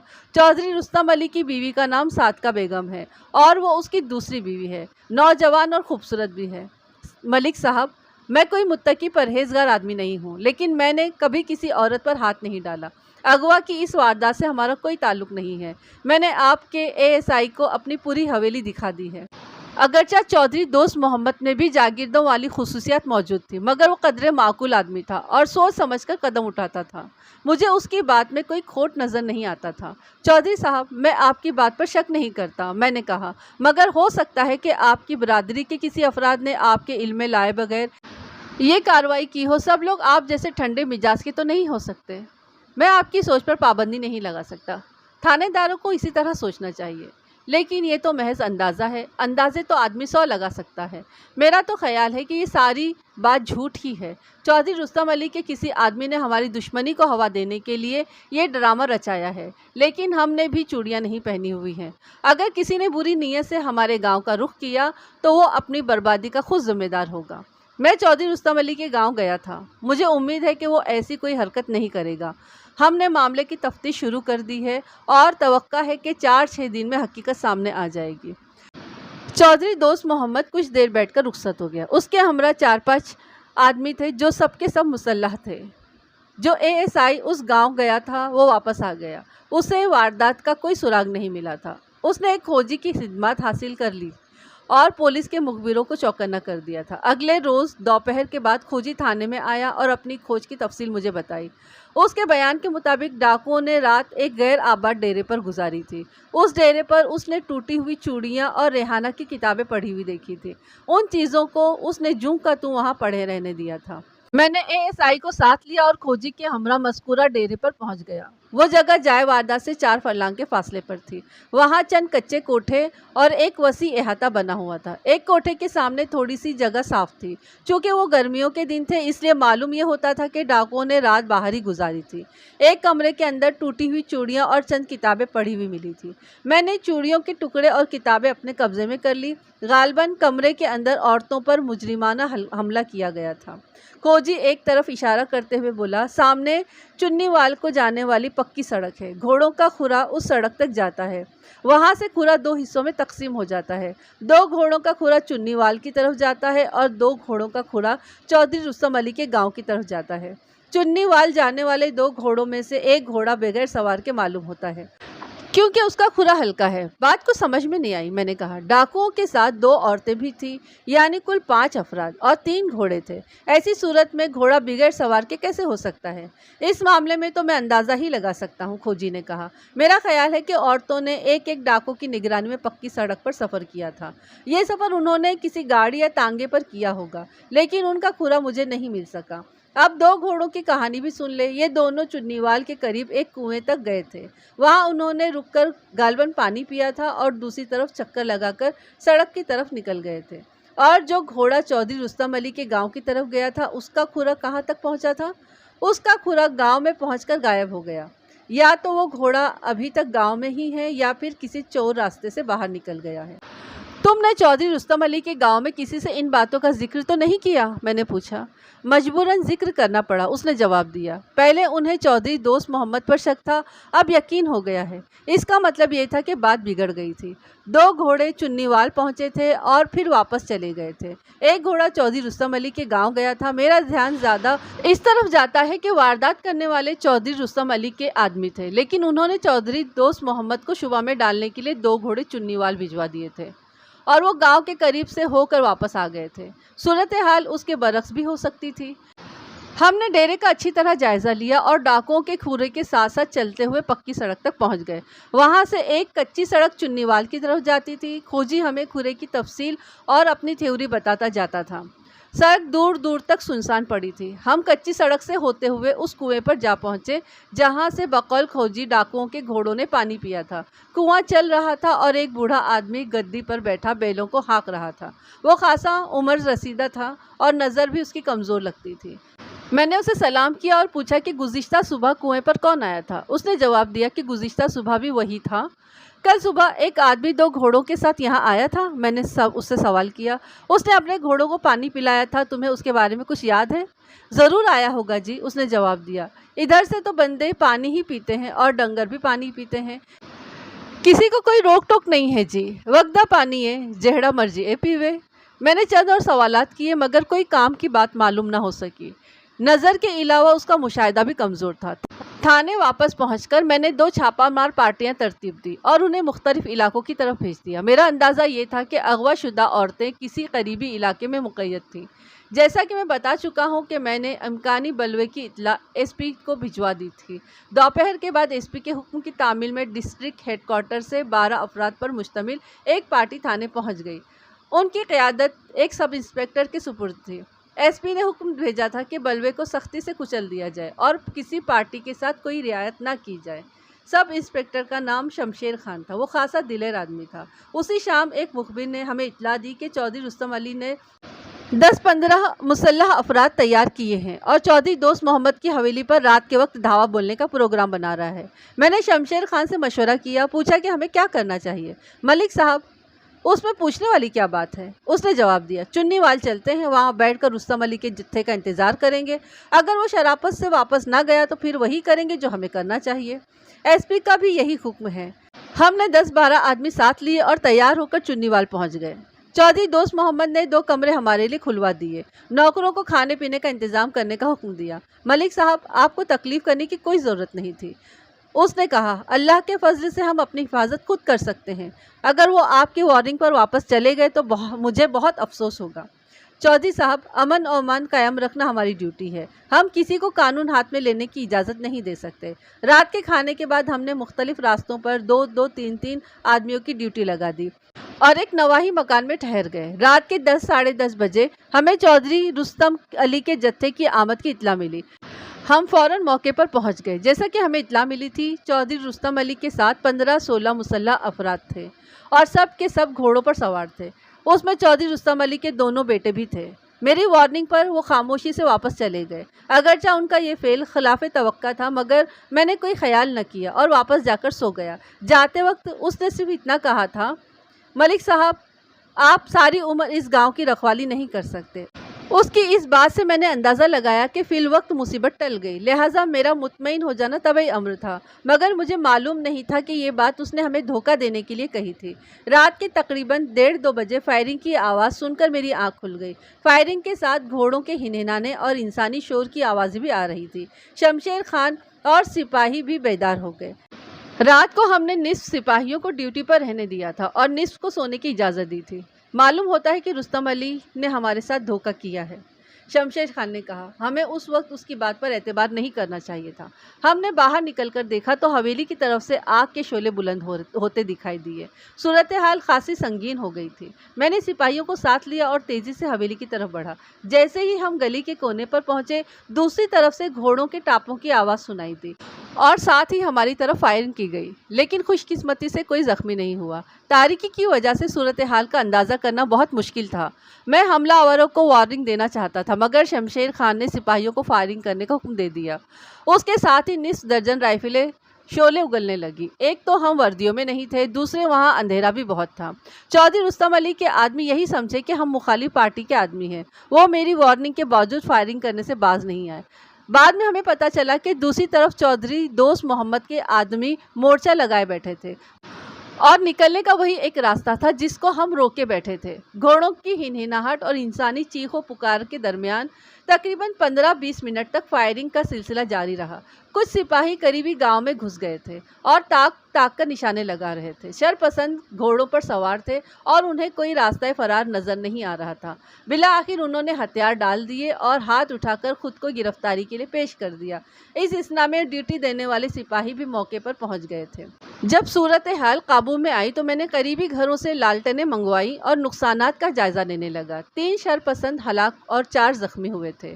ہلاک ہونے والوں میں چودھری رستم علی کے دونوں بیٹے شامل تھے۔ زخمیوں میں سے 2 کی حالت نازک تھی۔ چودھری رستم علی بھی زخمی ہوا تھا۔ ایک زخمی خاصا لہیم شہیم اور قویل جثہ نوجوان تھا۔ اس کے چہرے پر گھنی داڑھی تھی۔ پوچھ گچھ پر پتہ چلا کہ وہ جھورا ماجھی تھا۔ زخمیوں کے علاوہ جو آدمی ہم نے گرفتار کیے ان کی تعداد 4 تھی۔ باقی افراد فرار ہونے میں کامیاب ہو گئے تھے۔ لاشوں، زخمیوں اور زیر حراست افراد کو میں نے شمشیر خان کی نگرانی میں فوراً قصبے روانہ کر دیا اور اسے تاکید کر دی کہ زخمیوں کو کڑی نگرانی میں اسپتال میں داخل کروائے، کیونکہ زخمی بھی زیر حراست تھے اور ان کے ساتھی انہیں چھڑوانے کی کوشش کر سکتے تھے۔ اس کام سے فارغ ہو کر میں نے باقی سپاہیوں کو ساتھ لیا اور چودھری دوست محمد کی حویلی جا پہنچا۔ وہاں پر 50-60 آدمی آگ پر قابو پانے کی کوشش کر رہے تھے۔ باہر 3 لاشیں پڑی تھیں، جن میں 2 لاشیں ماں اور اس کے معصوم بچے کی تھی۔ चौधरी दोस्त मोहम्मद की आंखें पुरनम थी। उसने गुलूगी लहजे में बताया कि हलाक होने वाली उसकी बेटी थी, जो अपने बच्चे को जलती हुई आग से निकालने की कोशिश में खुद भी जलकर हलाक हो गई थी। तीसरी लाश उसके जवान भतीजे की थी, जो शरपसंदों की गोलियों का निशाना बन गया था। निस दर्जन अफराद अफरा तफरी और भगदड़ के दौरान जख्मी हुए थे, मगर कोई शदीद जख्मी नहीं था। गाँव में एक तजुर्बाकार कंपाउंडर मौजूद था, जो जख्मियों की मरहम पट्टी में मसरूफ था। बाद में पता चला कि चौधरी रुस्तम अली हवेली को आग लगाने के बाद फरार हो जाना चाहता था। वो आग लगाने में तो कामयाब हो गया था, लेकिन भाग निकलने में कामयाब ना हो सका। जिस रास्ते को उसने फरार का आसान रास्ता और सीधा रास्ता समझा था, उसमें हम हायल हो गए थे। अगरचा मुझे चौधरी दोस्त मोहम्मद की बेटी और उसके मासूम बच्चे की मौत का बहुत सदमा हुआ था, मगर मैं खुश भी था, क्योंकि 2 मोजी मारे जा चुके थे और बड़ा मोजी गिरफ्तार हो गया था, और मैं उसे सख्त तरीन सज़ा दिलवाना चाहता था। मेरे पास शहादतों की कोई कमी नहीं थी। अगली सुबह एसपी, डीएसपी, कमिश्नर और दीगर आला हुक्काम ने मौके पर पहुंचकर हालात का जायज़ा लिया। डीसी ने तमाम हालात सुनने के बाद हुक्म दिया कि मुलजिमों को इबरतनाक सज़ा दिलवाने के लिए सख्त कार्रवाई की जाए और किसी किस्म की नरमी न रवा रखी जाए। मैं रात भर का जागा हुआ था, इसलिए ज़रूरी काम निपटाने के बाद आराम करने घर चला गया।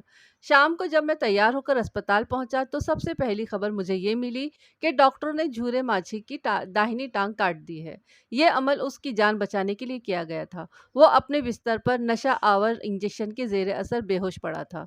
चौधरी रुस्तम अली और दीगर 2 जख्मी कदरे बेहतर हालत में नजर आ रहे थे। उनके जिस्मों के बेशतर हिस्से पट्टियों में लिपटे हुए थे। चौधरी रुस्तम अली ने मुझे देखकर कहा, मलिक साहब, मैं आपसे इलाहिदगी में बात करना चाहता हूँ। उसकी आवाज़ बड़ी मुश्किल से निकल रही थी, मगर उसके तकब्बुर में कोई कमी वाक़ई नहीं हुई थी। उसने कमरे में मौजूद डॉक्टर और एएसआई से कहा कि वो बाहर चले जाएं। डॉक्टर तो फ़ौरन ही बाहर चला गया। एएसआई ने कदर तामुल किया। मेरे इशारे के बाद वो बाहर चला गया। मलिक साहब, मैं आपसे सौदेबाजी करना चाहता हूँ, चौधरी रुस्तम अली ने कहा। उसकी आवाज़ धीमी, लेकिन लहजा उसका मुस्तहकम था। मेरे 7 आदमी आपकी हिरासत में मौजूद है। मैं ये चाहता हूँ कि आप 4 आदमियों को हिरासत में रखें और 3 आदमियों को छोड़ दें। रिपोर्ट में भी 4 आदमियों का ही जिक्र करें। रुस्तम अली, हमारी हिरासत में 8 आदमी हैं। अपने आप को हिरासत से बाहर मत समझो। मेरे लबो लहजे से उसके चेहरे पर हैरत और बरहमी नमूदार हो गई। बोला, मलिक सफदर हयात, ज़रा संभल कर बात करो। जानते नहीं किससे बात कर रहे हो? बड़ी अच्छी तरह जानता हूँ रुस्तम अली।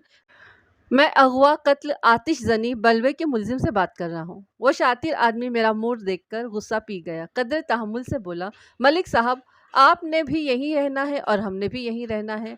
अगर आप मुझे जालिम समझते हो तो ये समझ ले कि मुझे काफ़ी से ज़्यादा सज़ा मिल चुकी है। मेरे दोनों बेटे मर चुके हैं और मैं यहाँ बेबस और लाचार पड़ा हूँ।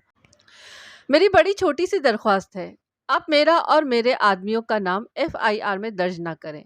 इस मेहरबानी के एवज़ आप जो हुक्म देंगे, मैं आपकी झोली में डाल दूंगा। अभी मुझे फुर्सत नहीं है, मैंने सख्त लहजे में कहा। सदरुद्दीन और उसकी बेटी की मिजाज पुरसी करने जा रहा हूँ। तुझे तो पता ही होगा कि तेरा एक सरकश बेटे ने सदरुद्दीन को मार मार कर लहूलुहान कर दिया था, और दूसरे सुरमा बेटे ने उसकी मासूम बेटी शरीफा को उठा लिया था और रात भर उसकी चीखें सुनकर कह कह लगाता रहा था। ओ यार मलिक साहब, क्यों मुझे गुस्सा दिला रहे हो? ख्वाह कमियों के पीछे जज्बाती हो रहे हो। तो फिर तेरी हालत पर रुस्तम अली, तुझे अभी तक खुदा की लाठी नजर नहीं आई? जरा सोच कि कुदरत ने तेरे बेटों को उनके जुल्म की कैसी बुरी सजा दी है। कुत्ते की मौत मर गए हैं। जा देख मुर्दा खाने में उनकी लाश कैसी चीरी फाड़ी पड़ी हुई है। कहाँ गया उनका तंतना और उनका दबदबा? वो गुस्से से कांपने लगा। ओए थानेदार, तूने मेरा इंतकाम नहीं देखा? मैं उसके कमरे से निकलकर जनरल वार्ड में पहुंच गया, जहां सदरुद्दीन एक बिस्तर पर लेटा हुआ था। उसकी बेटी शरीफा और उसकी बीवी भी वहीं पर मौजूद थी। दोनों बिस्तर के करीब फर्श पर बैठी हुई थी। क्या हाल है सदरुद्दीन? मैंने पूछा। अब तो तुम कुछ बेहतर नजर आ रहे हो। अल्लाह का करम है और आपकी मेहरबानी है जी। उसने उठने की कोशिश की। लेटे रहो, मैंने कहा। अल्लाह ने तुझ पर जुल्म करने वालों से बदला ले लिया है। चौधरी रुस्तम अली के दोनों बेटे मारे गए हैं। उनकी लाश मुर्दा खाने में पड़ी है। चौधरी रुस्तम अली को हमने 7 आदमियों समेत गिरफ्तार कर लिया है और वो इसी अस्पताल में जख्मी पड़ा है। असा ने किसी का बुरा नहीं चाहा था, सदरुद्दीन ने कहा। बड़े बड़े कह गए हैं कि दुश्मन की मौत पर भी खुश नहीं होना चाहिए। मलिक साहब, थोड़ी बड़ी मेहरबानी जी, नज़ीरा बीबी ने कहा। तुझसे साढ़े ते बड़ा एहसान कितना है। तेरा क्या हाल है शरीफा बीबी? मैंने पूछा। उसने मेरी बात सुनकर सर नीचे कर लिया और आहिस्ता से बोली, ठीक हूँ जी, डॉक्टर होना ने दवाई दी है। میں نے اسے تسلی دی اور وہاں سے رخصت ہو گیا۔ اسپتال کے باہر چودھری رستم علی کے عزیز رشتہ دار لاشیں لینے کے لیے آئے ہوئے تھے۔ ایک شخص جو دوسروں سے معتبر معلوم ہوتا تھا میرے قریب آیا اور موٹی موٹی رقموں کی باتیں کرنے لگا۔ میں نے اس سے کہا کہ تھانے میں آ کر بات کر، اور آگے بڑھ گیا۔ میں نے اسپتال کے اندر پولیس کا سخت پہرا لگا رکھا تھا اور ملزموں سے کسی کو ملنے کی اجازت نہیں تھی۔ چند روز کے بعد میں نے زخمی ملزمان کو حوالات میں منتقل کر دیا اور عدالت سے ان کا ریمانڈ لے لیا۔ اس دوران میں چودھری رستم علی کے آدمی مسلسل میرے پاس آتے رہے۔ وہ رشوت، دھمکیوں اور بڑے افسروں کی سفارشوں سے اپنا کام نکالنے کی کوشش کر رہے تھے، لیکن میں انہیں ٹالتا رہا اور بالآخر تعزیرات پاکستان کی دفعہ 148، 152، 302، 307، 436 اور 456 کے تحت مقدمہ درج کر کے پرچہ کاٹ دیا۔ جیسا کہ سننے والے جانتے ہیں کہ ان سارے ہنگامے کی ابتدا صادقہ بیگم اور ریحانہ کے اغوا سے ہوئی تھی۔ یہ دونوں عورتیں ہنوز بازیاب نہیں ہوئی تھی اور نئے ہنگامے کی وجہ سے ہماری توجہ اس طرف سے ہٹ گئی تھی۔ 10-12 روز کے بعد مجھے پتہ چلا کہ صادقہ بیگم گھر پہنچ گئی ہیں، لیکن اس کا ذکر کرنے سے پہلے میں آپ کو جھورے ماجھی کے اقبال جرم کے بارے میں کچھ دلچسپ باتیں بتانا چاہتا ہوں۔ یہ لمبا تڑنگا اور قویل جثہ ڈاکو، جس نے کچھ عرصے سے علاقے میں بڑی دہشت پھیلا رکھی تھی، ٹانگ کٹنے کے بعد بالکل ڈھہ گیا تھا اور ہر وقت پریشان اور کھویا کھویا بیٹھا رہتا تھا۔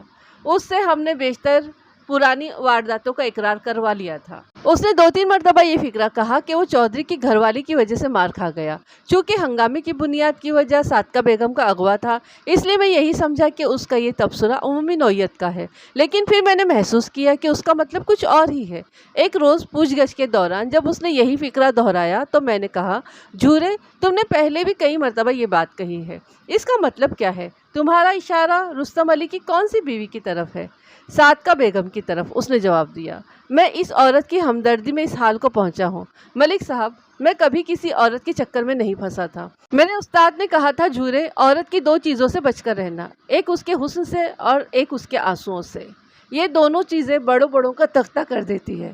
ملک صاحب، میں انہی دونوں چیزوں کے چکر میں پھنس گیا اور آج ایک ٹانگ سے محروم آپ کے قدموں میں بیٹھا ہوا ہوں۔ میرے دل میں تجسس پیدا ہوا۔ میں نے کہا، جھورے، کھل کر بات کرو۔ اس نے تفصیل بتاتے ہوئے کہا کہ چودھری رستم علی سے اس کی دوستی کو 1.25 سال ہوا ہے۔ پہلے وہ کبھی کبھار حویلی جاتا تھا، بعد میں چودھری نے اسے حویلی کے اندر ایک کمرہ دے دیا۔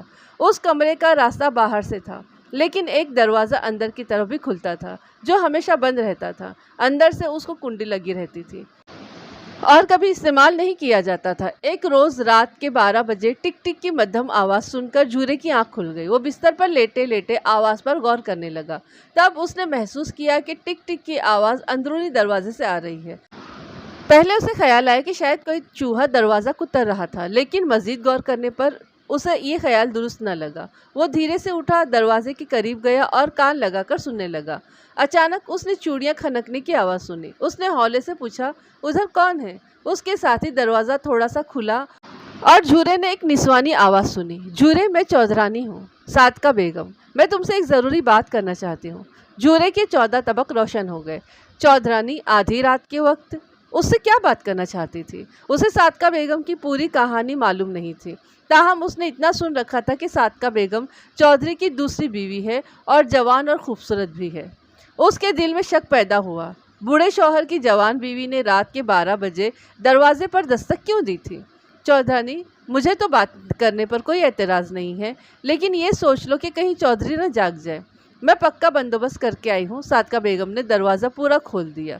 تم کوئی فکر نہیں کرو۔ جھورے نے دیکھا کہ صادقہ بیگم کے بال کھلے ہوئے تھے اور اس کا حسین چہرہ تاریکی میں دمک رہا تھا۔ جھورے، میں اپنی عزت کو خطرے میں ڈال کر تمہارے پاس آئی ہوں، اس نے کہا، لیکن یہ بات سن لو کہ میں کوئی بری نیت سے نہیں آئی ہوں۔ میں نے تمہاری دلیری کے بہت قصے سنے ہیں، یہ بھی سنا ہے کہ تم زبان کے پکے ہو، وعدہ کرتے ہو تو پوری طرح نبھاتے بھی ہو۔ میں بہت دکھی عورت ہوں، اس حویلی میں مجھ پر بہت ظلم ہوا ہے۔ اگر تم میری بات کو راز رکھنے اور میری مدد کرنے کا وعدہ کرو تو میں بات کو آگے بڑھاؤں۔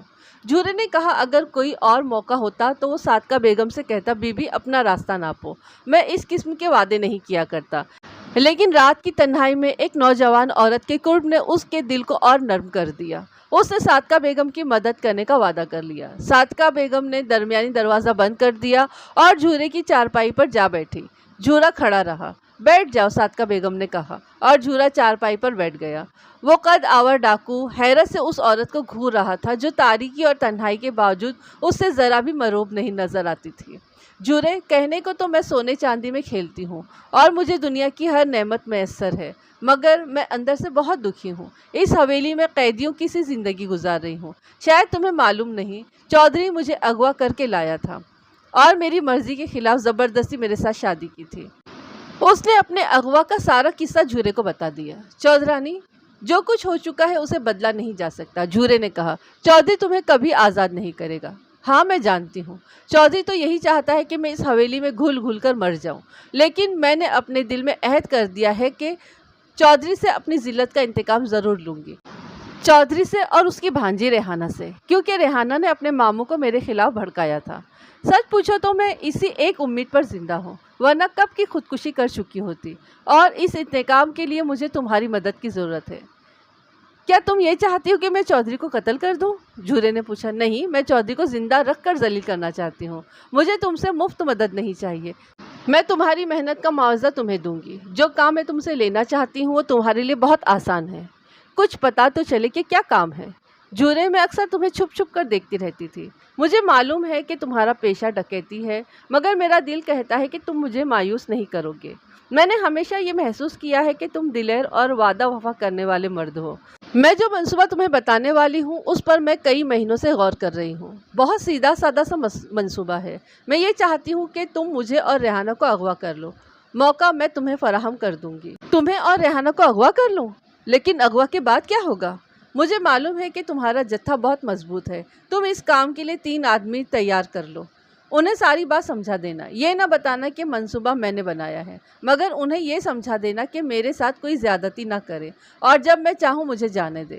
ریحانہ خوبصورت لڑکی ہے، میں چاہتی ہوں کہ تمہارا کوئی آدمی ریحانہ کے ساتھ شادی کر لے یا کسی بڈھے کے ساتھ اس کی شادی کرا دے، جس طرح چودھری نے تمہارے ساتھ کیا تھا۔ ہاں، میں یہی چاہتی ہوں۔ میرے انتقام کی آگ تو اسی طرح ہی ٹھنڈی ہو سکتی ہے۔ دوسری بات، میں یہ چاہتی ہوں کہ اغوا کا شک چودھری دوست محمد پر جائے۔ ان دنوں چودھری کی آپس میں بڑی سخت دشمنی ہے۔ شک کی وجہ سے دونوں کا آپس میں ضرور ٹکراؤ ہوگا۔ جھورا اس کی باتیں سن کر حیران ہو رہا تھا۔ اس نے پوچھا، اور تم دونوں کا اغوا کس طرح ہوگا؟ میں کسی روز قصبے جاؤں گی اور ریحانہ کے ساتھ ٹانگے میں واپس آؤں گی۔ میں تمہیں اپنے پروگرام کے بارے میں 2-4 روز پہلے ہی بتا دوں گی۔ تم اپنے آدمیوں کو سمجھا دینا، وہ راستے سے ہمیں اغوا کر لیں گے۔ جھورے نے کہا، ایک بات ذہن میں رکھ لو، جن آدمیوں کو میں اس کام پر لگاؤں گا وہ کوئی شریف آدمی نہیں ہوں گے۔ یہ خطرہ تو مول ہی لینا پڑے گا، صادقہ بیگم نے کہا۔ تم انہیں میرے بارے میں سمجھا دینا۔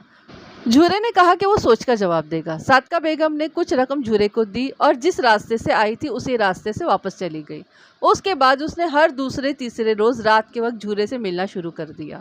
جھورا اس کی مدد کرنے پر تیار ہو گیا اور دونوں کئی ہفتوں تک منصوبے کی اونچ نیچ پر غور کرتے رہے۔ صادقہ بیگم نے وقتاً فوقتاً جھورے کو پیسے بھی دینا شروع کر دیے۔ پروگرام کے مطابق دونوں عورتوں کو اغوا کے فوراً بعد لاہور پہنچا دیا جائے گا، الگ الگ رکھا جائے گا۔ جب جھورے نے بات ختم کی تو میں نے پوچھا، کیا تم بھی اغوا کی کارروائی میں شامل تھے؟ نہیں، میں اس کارروائی میں شامل نہیں ہوا تھا، اس نے جواب دیا۔ میں اغوا کے وقت حویلی میں موجود رہنا چاہتا تھا تاکہ چودھری کو مجھ پر ذرا سا بھی شک نہ ہو۔ تمہارے جن آدمیوں نے ریحانہ کو اغوا کیا ہے ان کا ٹھکانہ کہاں ہے؟ تینوں ضلع ملتان کے رہنے والے ہیں۔ میری ان سے معمولی سی جان پہچان تھی، وہ لوگ اتفاق سے مجھے مل گئے تھے۔ میرا ان سے کوئی خاص تعلق نہیں ہے۔ میرا خیال ہے کہ وہ ریحانہ کو ملتان لے گئے ہوں گے، مجھے اچھی طرح معلوم نہیں ہے۔ قدر توقف کے بعد اس نے کہا، ملک صاحب، سچ پوچھے تو میں نے صادقہ بیگم کا کام کرنے سے انکار کر دیا تھا، مگر اس کے آنسوؤں نے میرا بیڑا غرق کر دیا۔ اس نے ایسے دردناک طریقے سے اپنی کہانی سنائی کہ میرے جیسا پتھر دل بندہ بھی موم ہو گیا۔ اگر مجھے معلوم ہوتا کہ اس کے انتقام سے اتنی تباہی ہوگی تو میں کبھی اس کا ساتھ نہ دیتا۔ استاد نے سچ کہا تھا، عورت کا حسن اور اس کے آنسو بڑے بڑوں کا تختہ کر دیتے ہیں۔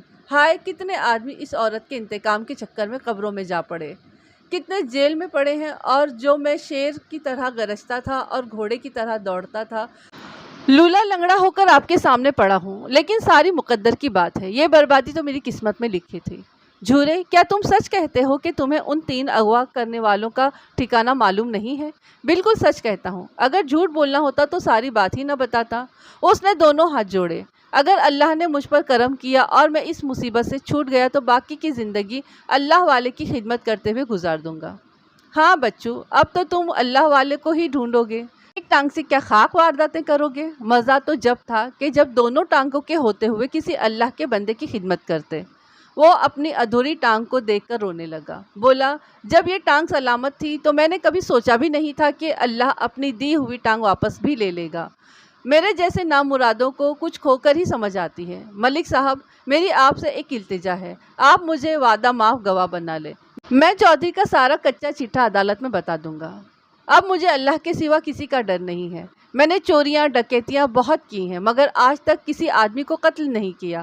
آپ کی بڑی مہربانی ہوگی، مجھے وعدہ معاف گواہ بنا لے۔ میں نے اسے جواب دیا کہ وقت آنے پر دیکھا جائے گا۔ اسی شام میں سادہ لباس میں صادقہ کے گھر پہنچ گیا۔ اس کا باپ مظہر حسین گھر میں ہی تھا۔ وہ ایک سادہ طبیعت اور معمر شخص تھا۔ اس نے مجھے بیٹھک میں بٹھایا اور بتایا کہ اس کی بیٹی ظالموں کے چنگل سے چھوٹ کر گھر پہنچ گئی ہے۔ میں اسی سے ملنے آیا ہوں، میں نے کہا۔ اسے یہاں بلا لائیں۔ وہ اندر گیا اور صادقہ بیگم کو بلا لایا۔ اس نے شوخ رنگ کا ریشمی سوٹ پہن رکھا تھا۔ وہ 26-27 سال کی ایک حسین خاتون تھی، تاہم اس کے چہرے پر ایک خاص قسم کا رعب اور پختگی پائی جاتی تھی۔ یہ پختگی ان حالات کی مرہون منت معلوم ہوتی تھی جن سے وہ گزر کر آئی تھی۔ اس نے مجھے سلام کیا اور کرسی پر بیٹھ گئی۔ میں نے رسمی کلمات کے بعد کہا، صادقہ بیگم، میں اغوا کی کہانی سننے آیا ہوں۔ وہ چند لمحوں تک سر جھکائے بیٹھی رہی، پھر بولی، بس جی، اللہ کے فضل اور ماں باپ کی دعاؤں کے طفیل بچ کر اپنے گھر آ گئی ہوں۔ ڈاکوؤں نے میرا جو حشر کیا اسے میں ہی جانتی ہوں۔ کوئی شریف لڑکی اپنی زبان سے یہ کہانی نہیں سنا سکتی۔ کہانی تو تمہیں سنانی ہی پڑے گی کیونکہ یہ پولیس کیس ہے اور ریحانہ ابھی ڈاکوؤں کے قبضے میں ہے۔ یہ ایکٹنگ قابل دید تھی۔ اس بات کا ذرا بھی احساس نہیں ہوتا تھا کہ سارا منصوبہ اس دبلی پتلی عورت کا بنایا ہوا تھا۔ آپ کو یہ تو معلوم ہی ہوگا کہ ہمیں کب اور کس طرح اغوا کیا گیا تھا، اس نے کہا۔ باقی جو واقعات ہیں وہ میں آپ کو مختصراً بتا دیتی ہوں۔ ڈاکو تعداد میں 3 تھے، ان کے پاس ریوالور اور خنجر تھے۔ ٹانگے سے اغوا کرنے کے بعد وہ ہمیں ایک ویران سے ڈیرے پر لے گئے اور ایک کوٹری میں بند کر دیا۔ ان کی شکلیں بڑی خوفناک تھیں۔ انہوں نے ہمیں دھمکی دی تھی کہ اگر ہم نے شور مچایا تو وہ ہمیں قتل کر دیں گے۔ پہلی رات ہم نے اس کوٹری میں گزاری۔ میں یہ نہیں بتا سکتی کہ انہوں نے ہمارے ساتھ کیا سلوک کیا تھا اور کیسی کیسی اذیتیں ہمیں دی تھیں۔ اگلی صبح ہمیں انہوں نے دیہاتی عورتوں جیسے سوتی کپڑے پہننے کو دیے، بالوں میں دھول ڈال کر انہیں خراب کر دیا اور منہ ہاتھ دھونے کی اجازت نہیں دی۔ وہ اپنے گھوڑے رات ہی کو کہیں چھوڑ آئے تھے۔ ہم نے ان کے حکم پر موٹی چادروں کے گھونگھٹ نکال لیے اور ان کے ہمراہ بس میں سوار ہو گئے۔ کئی روز تک وہ ہمیں مختلف شہروں میں پھراتے رہے۔ ان میں چک جھمرا، لائل پور، شیخو پورہ، سانگلا ہل اور لاہور شامل تھے۔ وہ ہمیں زیادہ تر ہوٹلوں میں رکھتے۔ لاہور اسٹیشن پر مجھے فرار ہونے کا موقع مل گیا۔ وہ ہمیں ٹرین میں سوار کرانے کے لیے اسٹیشن پر لے گئے تھے۔ میں بھیڑ میں موقع پا کر فرار ہو گئی۔ ریحانہ کا مجھے کچھ پتہ نہیں کہ وہ کہاں ہے اور کس حال میں ہے۔ صادقہ بیگم، کیا تم سمجھتی ہو کہ میں تمہاری کہانی پر یقین کر لوں گا؟ میں نے اس سے کہا۔ وہ چونک کر میری طرف دیکھنے لگی، بولی، میں آپ کا مطلب نہیں سمجھی۔